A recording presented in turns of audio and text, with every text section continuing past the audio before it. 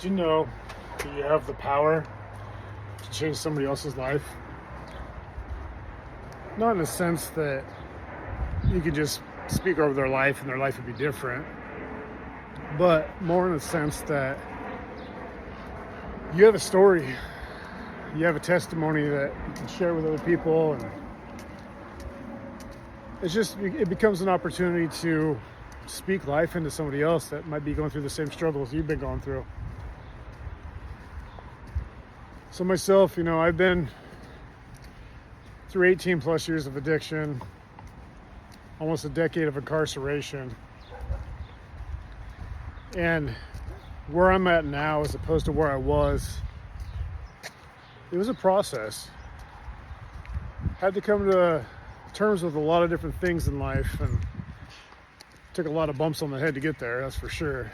But the beauty of it, though, is I've been able to get through some things that now I can turn around and share with you. I can kind of give you a map, if you will, to go by to attain things better in your life if you've been through the similar things I've been through. And I always say that, we all struggle. We all have temptations in life. We all have things that are hard, things that we've been through that are difficult. So this is for everybody, really. But I found that for me, there was 7 crucial things that I've narrowed it down to that have gotten me to where I'm at now and is continuing to get me where I'm going. It's pretty much the 7 steps to a better life. And I think that really diving into it and putting these things into practice, there's so much success on the other side of it. So for me, my first one was understanding my identity. I really had to come to terms with who I was. What were my beliefs? What were my driving factors in life? Because I look back at my addictions and stuff, and back then I didn't have very good beliefs. I didn't have a really good outlook on life at all. I determined who I was based upon my circumstances, based upon the pain that I've been through, always blaming everybody else for my issues. And so there was a lot to undo there. Really getting down to your core beliefs and trying to figure out why you believe these things and why you're there. For me, it was really crucial to dive into that. And so that was my first step. My second step, and you would think this one would come later in the process, but for me it didn't. It actually came fairly quickly because I spent so many years destroying my body with drugs and alcohol and just being crazy. And so grounding my body, and it's more than just the physical sense. Like, the physical sense is definitely a plus, but it's also like within my soul.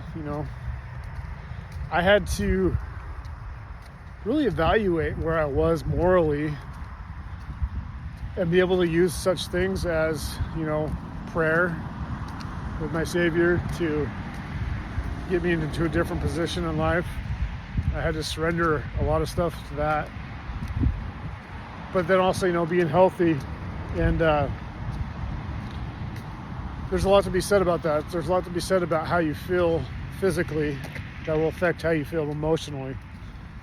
Because when I didn't care too much about my body, my mind wasn't all there. And even when I was destroying my body with the drugs, my mind took a toll. And so that was super important. And then my third step is connecting in real relationships. And what I mean by that is I had some work I had to do. I had to learn how to communicate better.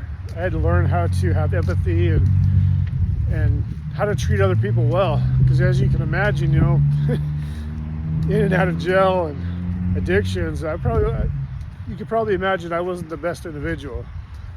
I had some issues with me, and those issues leaked out to other people for sure. Broken relationships, mistrust, stuff like that. So that step was really good for me, was to really learn about relationship and what that meant and what my role was in that. And then the next step was building confidence in my purpose. And this one I think is something that is worked on for the duration of the rest of our lives. Because our purpose isn't just a stationary thing that happens once in life. It's what we were designed for. It's who we're becoming. But the important thing is finding that confidence in that, right? I had to be comfortable in my own skin. I had to be comfortable in the fact that I didn't live the best life, but now that I can understand my purpose, I can live a good life. And when I figured out how to let go of the shame, the guilt, it was then I could truly flourish in what God has meant for me. And so, yep. And part of that too is, setting achievable outcomes for myself. Having that future me in sight of who I'm going to be, and know that I can do it regardless of what anybody else thinks. I have that ability. And the next step for me in the real change was, consistency in actions. And this one played a huge part, because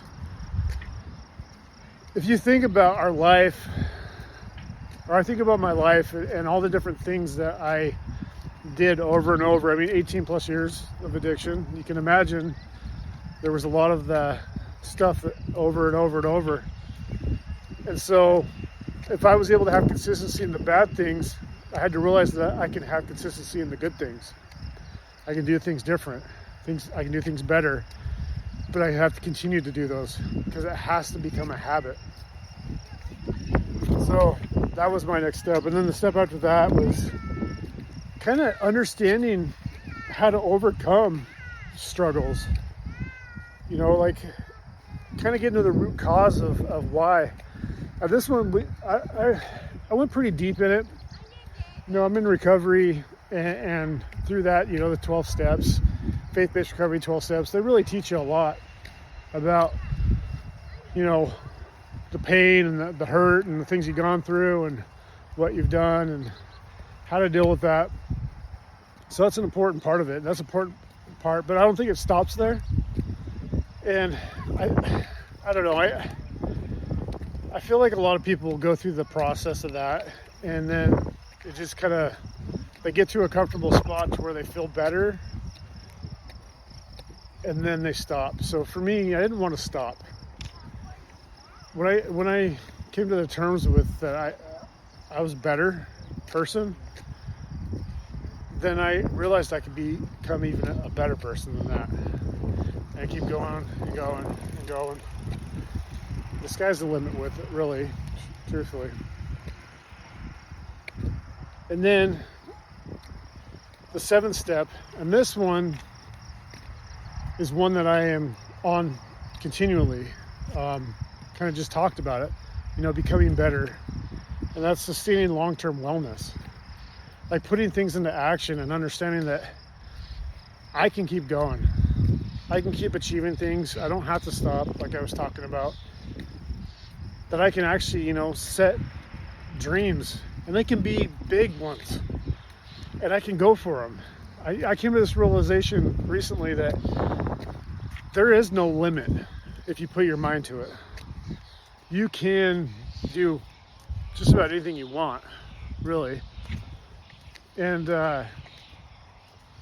just having that ability to help other people understand that, and giving them a roadmap to say, hey, here's how you can do it. Here's 7 steps that'll get you on the right track. and it'll take you where you it'll take you where you want to go. You just got to be able to do it and implement it. So that's what I'm doing. I'm implementing it. But I'm sharing this with everybody else because I want other people to be able to achieve those things too. And having that, sustaining that long-term wellness, it's creating vision. It's, setting goals. I don't like outcomes. I don't like the word outcomes, but I like the word goals. Or, sorry, I said that backwards. I don't like the word goals. I like the word outcomes. Goals are something you set, and then if you never reach it, then you're disappointed. But outcomes is something you can strive for that's always out in front of you. So I don't know if that makes sense to you, but it makes sense to me. But it's just continuous personal growth. I think that's the main point of it. We can always continue to grow. As long as we're able to learn, we're able to grow. So I don't know. It's pretty cool. I love this journey I'm on now. Can't wait to share it with other people and help other people along that path as well. So keep checking us out. Resilient Wellness. Founder Chris Bow right here. Gonna keep diving into this stuff with everybody and teaching these seven essential steps to have a better life and to become the testimony for somebody else. To be that story that helps somebody else have a good life. All right, guys. Love you, fam. Talk to you soon.